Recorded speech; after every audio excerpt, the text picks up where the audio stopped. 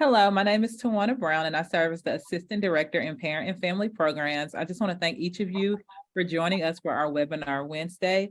Today, we'll have housing and residential communities share a little bit about the student conduct process within housing. And so I'll turn it over to Amber to go ahead and introduce herself. Hi, I'm Amber Myborg. I'm the conduct coordinator for housing and residential communities here at the University of Alabama. So I will be going through our conduct process and kind of discussing some safety in the residence halls throughout this webinar. And so let's get started. So we also follow a lot of the Office of Student Conduct's sanctions and their Know the Code as well. So we take the Capstone Creed and we make sure that our conduct process follows the Capstone Creed. So as a member of the University of Alabama community, we'll pursue knowledge, act with fairness, integrity, respect, promote equity and inclusion, foster individual and civic responsibility, and strive for excellence in all that I do.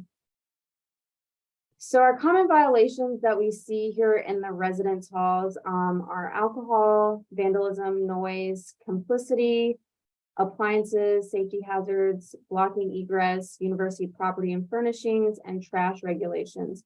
So with alcohol, primarily it can be alcohol or alcohol paraphernalia, and alcohol paraphernalia includes, but not limited to, like beer funnels, shot glasses, beer pong tables that are set up, and like drinking game cards.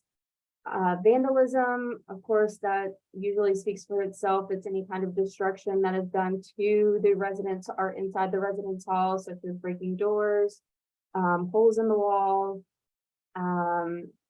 breaking cabinets. Those are just a few examples. Noise complaints, we do have 24-hour quiet hours. So if there is a noise complaint, especially during studying, the 24 hours is applicable during like finals week and dead week. If we get a noise complaint, they are usually like after 10 p.m. is when we normally see a lot of noise complaints happening. And so those are any kind of disturbances such as music or loud groups of people happening. Complicity, I get a lot of questions about complicity, and complicity is where a student or a resident is present during the time a violation is occurring, and they don't take the steps to remove themselves from where the violation is occurring, or go and get or make it known to the RA. Appliances and safety hazards can include like toasters, toaster ovens, candles, that all falls under our appliances and safety hazards. Blocking egress is if we come into a room during health and safety and see those lots of like trash and clothes everywhere, and it's blocking the way to get out of the room or the suite. That could be blocking egress. University property and furnishing is damaging university property and furnishing or moving it, like moving the lobby furniture or moving parking cones. Those are all part of university property and furnishing. And then of course, trash regulations. We do see quite a bit of those as far as students leaving trash in their suites during health and safeties, or not cleaning out their refrigerators at the end of the year, or we get complaints from roommates saying, hey, my roommate didn't clean out the refrigerator and now there's mold growing. So we do see these violations, and those are kind of our common violations that I usually meet with students, or our area coordinators and community directors meet with students about. So a lot of them are minor violations, but just to be aware of what we are seeing in the residence halls. So things to know, again, this is very similar to the student conduct's guidelines, because we do follow their guidelines in anything that we do. So parent or guardians are notified for alcohol and drug violations under 21 if the student is found responsible. It is kept on the disciplinary record for 7 years. And our housing and residential community violations are kept on that record too. They can apply to have it removed after 12 months of completing the sanctions. For minor qualifying incidents, And then the violations that can hinder opportunities for, again, government jobs, study abroad, graduate programs, law school, med school, etc. And then you are required to disclose arrests or self-disclose arrests. And usually student conduct sees those are the arrest violations, but I did have to include that since we do follow, again, the guidelines from student conduct. Again, this is their policy, the medical amnesty policy. And I'll just review this because we do see students that report sometimes that students have a medical emergency or they had a potential or alcohol or drug related emergency. Those cases do get referred to student conduct, but sometimes they do happen in the residence halls. So anytime a student comes across another student and they are unresponsive and they need medical help, the person will not get in any kind of trouble, and they can report it to the RA or the desk assistant, and they know who to call in the residence halls.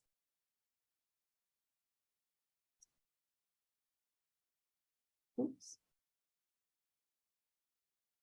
So our conduct process, again, is similar to the student conduct process. We do receive the incident reports. I receive all of the housing incident reports. And then it's assigned to an investigator, which are usually our community directors, area coordinators, myself, and then our assistant director of resident education. Our assistant director of residence education usually hears our sanction appeals or those more serious conduct cases that we get in housing.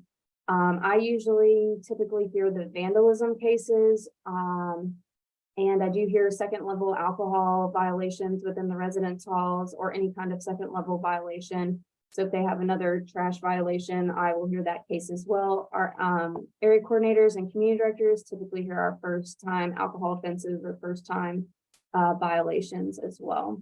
So then there's a summons letter sent to the student via email, and the hearing is scheduled, and then they'll meet with the investigator, and then the decision letter is sent out. And we try to do this as quickly as possible. Just like student conduct, we usually send the summons letter within 7 days of getting, or the hearing will be scheduled within 7 days of getting the incident report. And then we try to get the students in as quickly and then make a decision as quickly as possible after reviewing all of the entire case.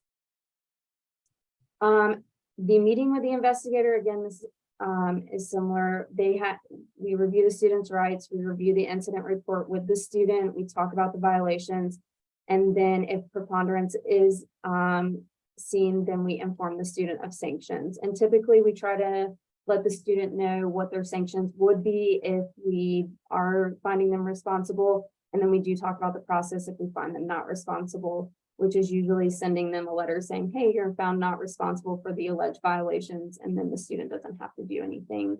They just have the not responsible letter for their records. And then our sanctions, again, are in line with student conduct. We do have a disciplinary warning. We do usually the UA Food Pantry Fear Fund, but we can do community service hours. We do notify for parental notifications for students under 21 for alcohol or drugs. Most of our sanctions we have reflection papers for, and then we can refer students out to collegiate recovery, UA counseling, EHS, and then the Office of Student Conduct with their workshops, such as the alcohol education, the drug education workshops, and the capstone character workshops. And then after the meeting, students can appeal their sanctions, or they can accept their sanctions and complete them.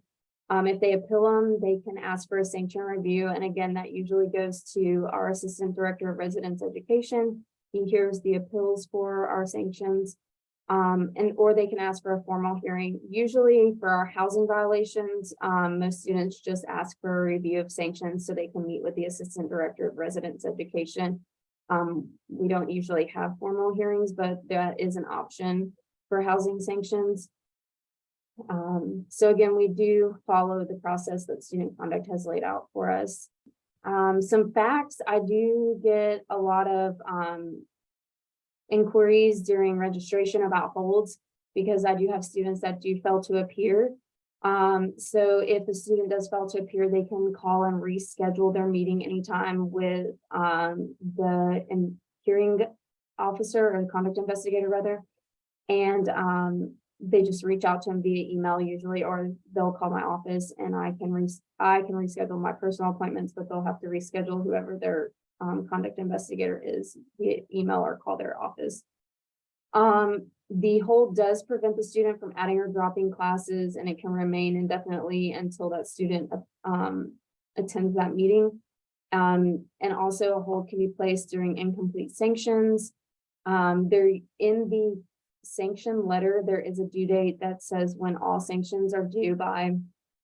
And so if the student thinks that they can't turn it in by that time frame, then just reach out to your conduct investigator and then they can work with you.